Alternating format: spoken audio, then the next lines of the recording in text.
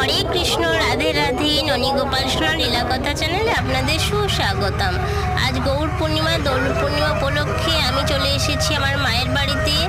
ননী সোনা, রাধা গোবিন্দ সবাইকে নিয়ে এই যে গঙ্গা পার হচ্ছি, আপনারা সবাই দর্শন করুন।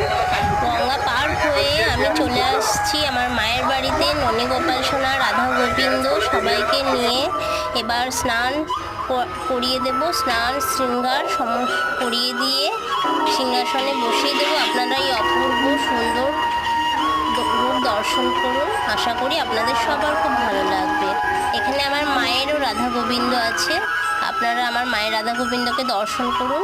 তার পাশে আমি বসিয়ে দিচ্ছি আমার রাধা গোবিন্দ, এদিকে ননী সোনাকে বসিয়ে দেব। এবার সবাইকে একত্রে দর্শন করুন। কত সুন্দর একটা মনোরম সুন্দর